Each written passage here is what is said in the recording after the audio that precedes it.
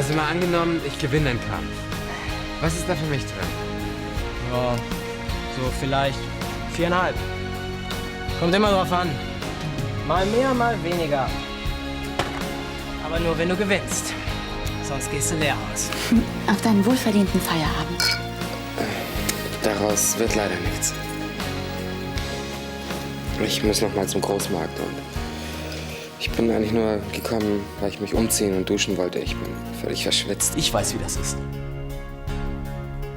Wenn du merkst, dass du gegen den Typen keine Chance hast, weil der älter ist und erfahrener. Und damit nicht genug. Der Typ ist auch noch gut aussehend und weiß Gott, sensibel, unterhaltsam und lustig. Hey, den würde ich gerne mal kennenlernen.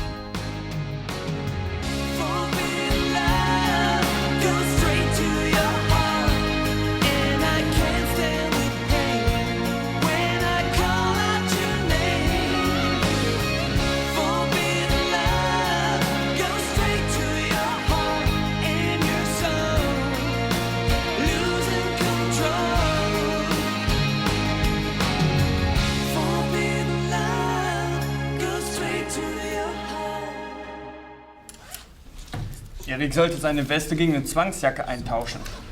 Ich malte die dann gern gelb an. Halt die Klappe. Du setzt dich ja ganz schön für unseren Werther Junior ein. Hat das einen bestimmten Grund? Jetzt beruhigen Sie sich erstmal wieder, ja? Sagen Sie ihm das. Aber der findet seinen Auftritt wahrscheinlich noch cool. Sie kapiert doch überhaupt nichts! Und Werther hat sich eine Kugel in die Birne gejagt. Du bist so ein Arschloch. Anna! Jetzt beruhigen Sie sich erstmal wieder, ja? Ich hätte aber noch was zu dem Thema beizutragen. Dann warten Sie bis zur Pause damit. Sei denn, Ihre Mitschüler wollen das unbedingt jetzt wissen. Dann eben nicht.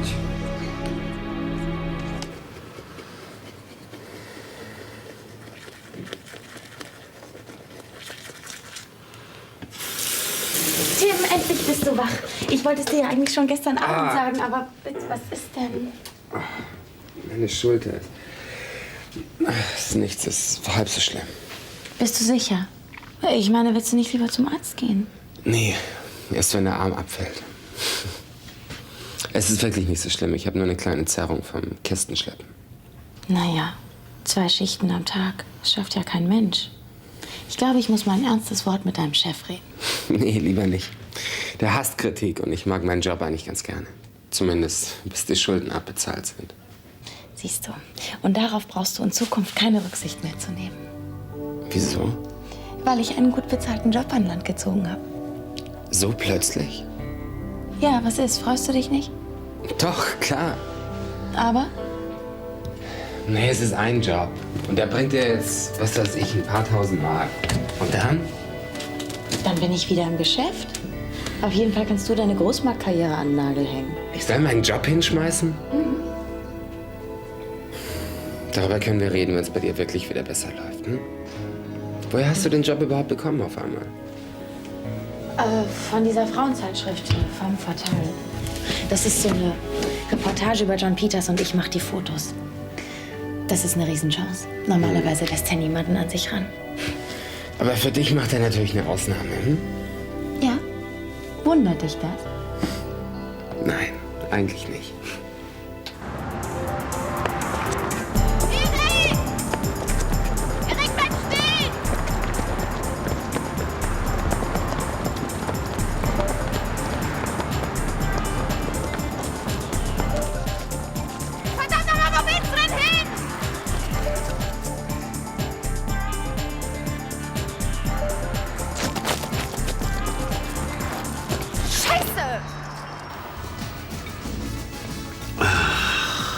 An ein solch ausgiebiges Frühstück könnte ich mich gewöhnen.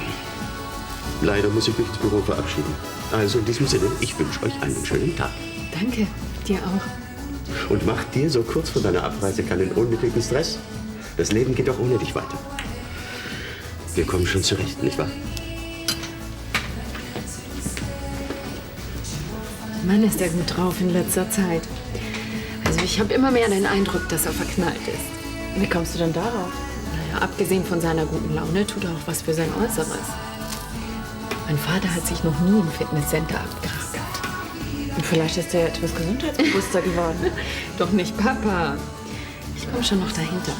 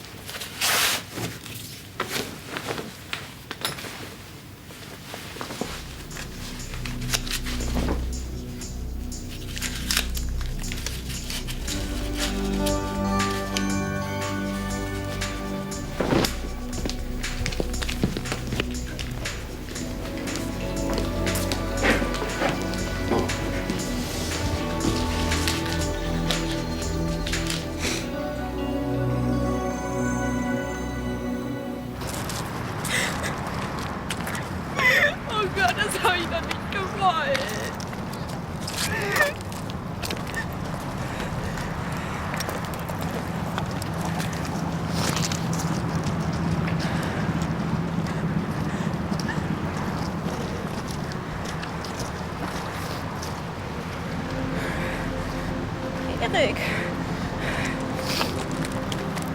Gott sei Dank. Verdammt nochmal, wie konntest du mich so erschrecken? So. Was fragst du noch? Die Weste! Als sie eben gerade an mir vorbeigetrieben ist, habe ich wirklich gedacht, du bist ins Wasser gegangen. Oh, Scheiße. Ich habe mir vor Angst fast in die Hose gemacht. Bitte versprich mir, dass du mir sowas nie wieder antust, ja? Entschuldige. Schon gut, ist ja nichts passiert. Erik, ich würde mir wirklich wünschen, wenn wir trotz allem gute Freunde bleiben können. Habe ich mir auch schon gedacht. Bitte. Du bist der beste Freund, den ich mir wünschen kann.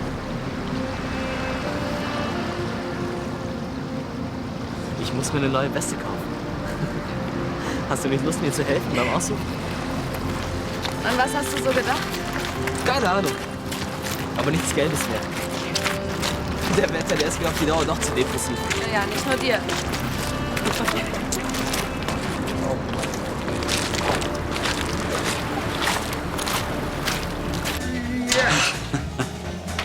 So, das Laufband ist jetzt frei für deinen Stadtmarathon.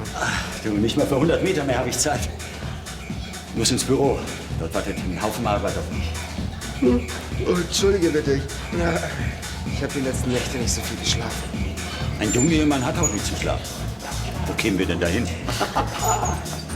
Ja, das ist auch ein Grund. Ja, ich habe doch 2 Jobs im Moment, weißt du. Ich bin doch auf dem Großmarkt. Wieso das? Ja, ich meine, irgendwie muss ich die Kohle zusammenkriegen, um die Schulden zu bezahlen für die Wohnungseinrichtung. Naja, vielleicht hättet ihr euch voll Gedanken darüber machen sollen, ob ihr euch die Dinge überhaupt leisten könnt. Du meinst, wir müssen die Hochseejacht jetzt wieder abbestellen? Ja, meine. Sag mal, wo guckst du eigentlich die ganze Zeit? Ach so. Das Training zeigt erste Wirkung, was? Bist du blöd, Mann. Ich könnte ihr Großvater sein. Hey, das ist doch okay. Ein älterer Mann mit einem jungen Mädel, was ist dabei? Sag mal, was willst du mir eigentlich einreden? Die steht auf dich. Das sehe ich doch mit einem Blick. Ist doch klar, wer den vor dir ist. Jetzt hör auf, mich auf den Arm zu nehmen. Das ist doch okay. Probieren geht über Studieren. Na los.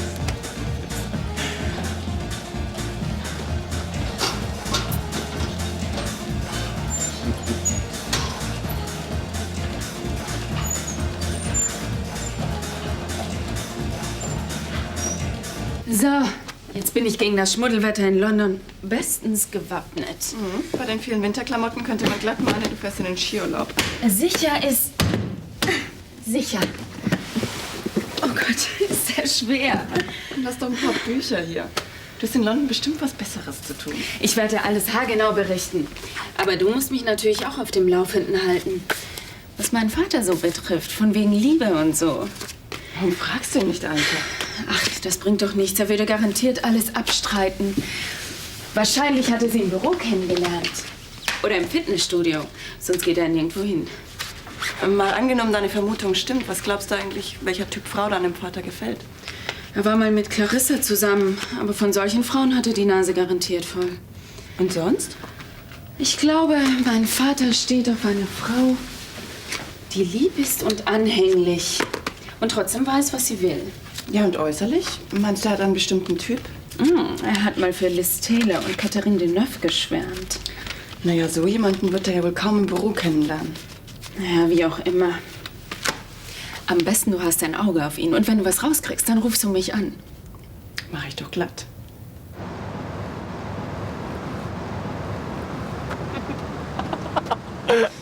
Warum lachst du? Oh Mann.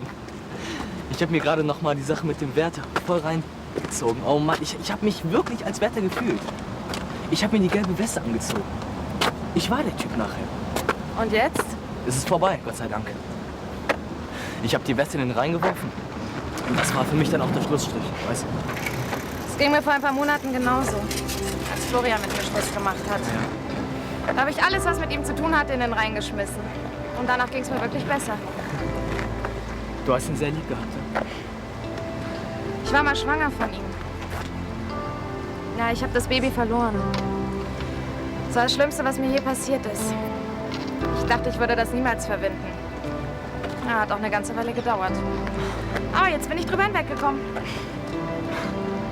Und wie hast du das geschafft? So wie du jetzt. Ich habe einfach mit meinen Freunden gesprochen. Super, dass du so schnell kommen konntest. Setz dich doch bitte. Kein Problem. Wo brennt's denn? Ich brauche dringend deinen Rat. Hier. Das sind 2000 Mark. Ich hab's nachgezählt. Für das Honorar gebe ich dir sogar 2 gute Ratschläge.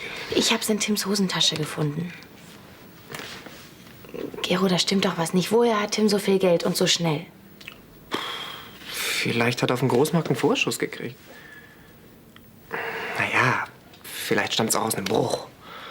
Oder er hat in der Lotterie gewonnen. Casino wäre auch eine Möglichkeit. Ich habe mal gepokert und eine Stange Geld gewonnen. Die Typen haben mich danach aus Wut ziemlich verdroschen. Tim hatte gesagt, dass er eine Verletzung an der Schulter hat. Ja, aber das muss nichts heißen. Ja. Er sagt, es ist beim Kistenabladen im Großmarkt passiert. Klingt doch plausibel. Was sagt er, woher das Geld stammt? Du hast ihn noch gar nicht gefragt? Nee. Du findest 2000 Mark in Tims Hosentasche und fragst zuerst mich? Tim ist im Studio. Ja, dann ruf ihn doch an. Ach Quatsch, das hat überhaupt keinen Sinn. Tim würde nie irgendwas zugeben, worüber ich mir Sorgen mache. Das heißt, du traust ihm zu, dass er sich auf irgendwelche krummen Sachen einlässt? Siehst du? Ja, so ist doch wunderbar. Tim, Ja? ich bin weg. Okay, alles klar. Ciao. Und übertreib's nicht. Nee, Mit deinen vielen Jobs. Keine Angst. Hallo. Sie haben was verloren. Oh. Ja, vielen Dank. Gern geschehen. Sie trainieren noch nicht so lange hier, oder? Nein, erst seit ein paar Tagen. In welchem Studio waren Sie vorher? Ich bin Anfänger. Und Sie? Ich meine, sind Sie schon länger hier? Eine ganze Weile. Ich bin sowas wie eine Stammkundin. Das sieht man sicher öfter. Oh, Entschuldigung, ich habe mich noch gar nicht vorgestellt. Katrin Sommer. Ich bin Arno Brandner. Ach, sind Sie mit dem Inhaber irgendwie verwandt? Er ist mein Sohn. Interessant. Wie wär's mit dem Kaffee? Ja, sehr gern, aber ich muss leider zurück ins Büro. Schade. Ja, wie gesagt, sehr gern. Nächstes Mal. Ich würde mich freuen. Wiedersehen. Tschüss.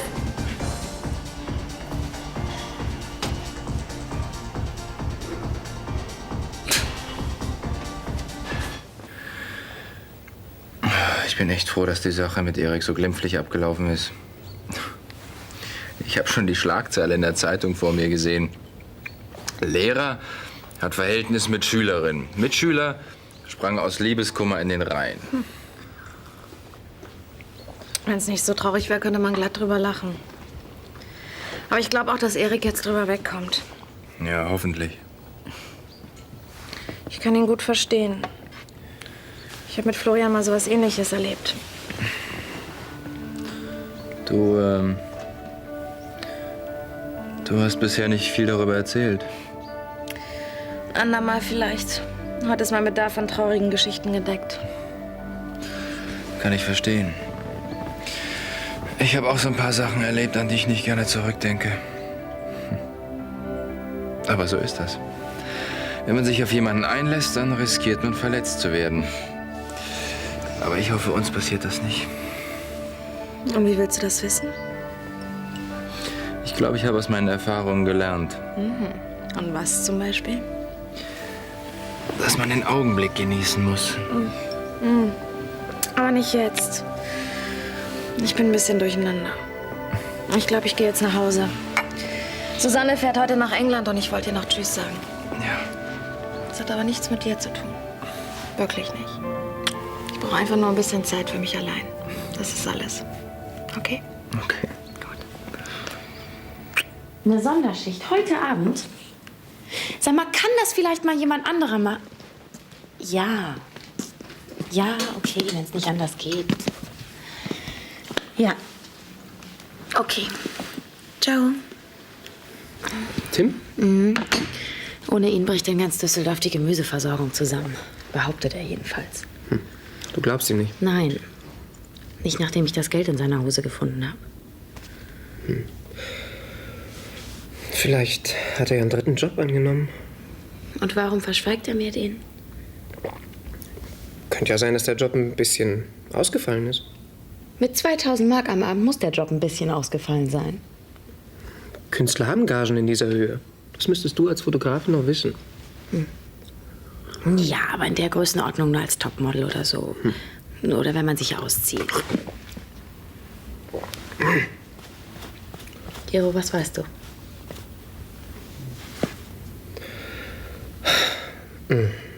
Tim hat mir neulich erzählt, dass ihn die Besitzerin einer Stripbar angesprochen hat.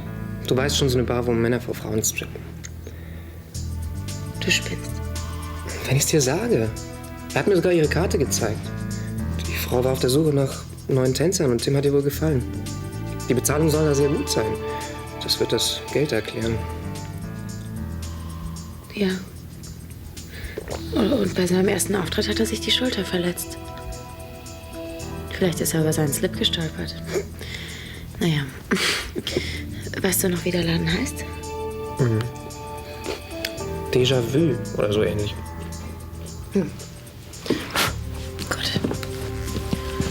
Was hast du vor? Ich will mir den Laden anschauen. Wenn Tim da nackt auftritt, habe ich als seine Frau ja wohl ein Recht, mir das anzugucken. Ach, jetzt mal langsam. Tim wollte den Job doch gar nicht annehmen. Und woher kommt das ganze Geld? Also, können wir bitte gehen? Und ich sag dir eins, die Vorstellung, die ich da gebe, die wird sich gewaschen haben.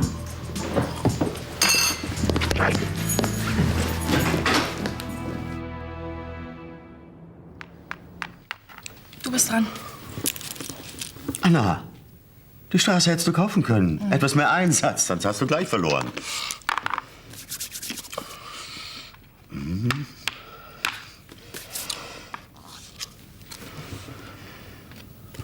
Gefängnis. Wie soll ich da jetzt in meinem Traumhaus kommen? Da müssen Sie eben bei mir einziehen.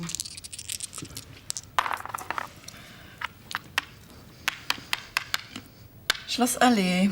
Da wollte ich ja schon immer mal wohnen. Kannst du dir das überhaupt leisten?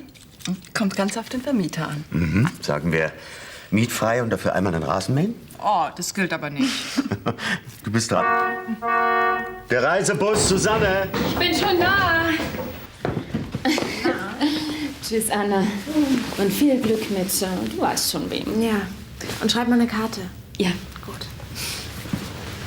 Und du übertreibst nicht mit dem Training. Ja, ich doch. Tschüss, Papa. Pass auf dich auf. Meldest du dich, wenn du angekommen bist? Ja, klar, mach ich. Ach, Ela, wenn mein Vater Schwierigkeiten macht, du weißt, wo das Nudelholz versteckt ist. Ach, ich glaube, wir kommen auch ohne klar. Halt die Ohren steif, du auch. Und sobald du weißt, mit wem mein Vater, dann rufst du mich an, ja?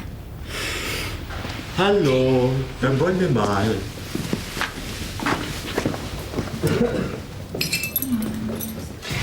Fehlanzeige. Keiner kannte Tim in dem Laden. Weder mit noch ohne Klamotten. Oh. Aber ein Gutes hatte die ganze Sache. Ich durfte endlich mal in einen Männerstrip-Laden. Wenn auch nur durch den Seiteneingang. Also ich hätte auf diese Erfahrung gut verzichten können. Jetzt wart's doch erst mal ab. Vielleicht gibt's für alles ja auch eine ganz harmlose Erklärung. Vielleicht arbeitet er ja als Callboy. Dabei verletzt man sich doch nicht an der Schulter. Sag das nicht. Nein. Was ich eigentlich meine, ist, warum fahrt ihr nicht einfach an diesen blöden Großmarkt und schaut nach? Du meinst wirklich, er arbeitet dort? Was weiß ich. Aber eure Theorien bringen euch nicht weiter. Sophie hat recht. Vielleicht machst du dir völlig unnötig Sorgen. Und Tim, unberechtigte Fotos. Aber wenn ich jetzt dahin fahre, dann glaubt er, dass ich ihm nachspioniere und ihm nicht vertraue und was weiß ich. Nee. Wieso komme ich nicht einfach mit und behaupte im Notfall, dass ich dringende Einkäufe für die Kneipe in diesem Großmarkt machen muss? Das ist eine so gute Idee. Okay, komm. Gero! Schatzi! Eine Hektik ist das heute.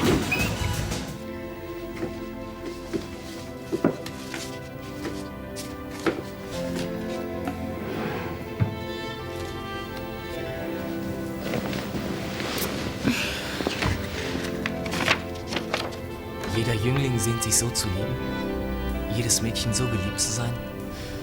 Ach, der heiligste von unseren Trieben, warum quillt aus ihm die grimme Pein?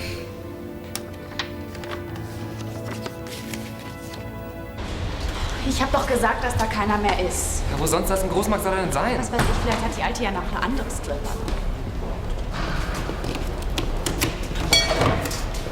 Irrtum. Da ist noch jemand. Vielleicht trinken die dann noch ein Bier. Oder sitzt sie in einer heißen Strip-Show zwischen Blumenkohl und Tulpen?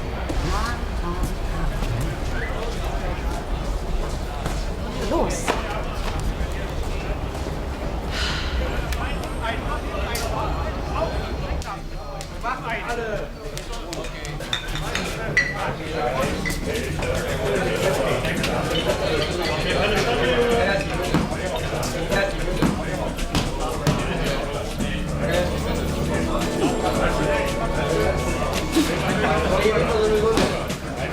Was ist das denn? Keine Ahnung. Aber dem Typen da möchte ich nicht im Dunkeln begegnen. Also wenn ihr mich fragt, hier finden Boxkämpfe statt. Nein, meinst du? Wie sieht das für eher nach Schwabenweh aus? Illegal meine ich natürlich. So. Lieber blöd, ich möchte wissen, wo Tim ist.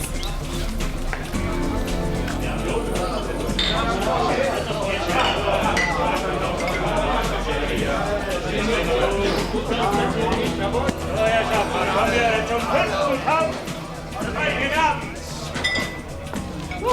20 Kämpfe, davon keine Niederlage. Gentlemen, Bombacar. Halle 4. Ein Herausforderer, ein Newcomer. 4 Kämpfe, ebenfalls keine Niederlage. Begrüßt alle den Black Fighter.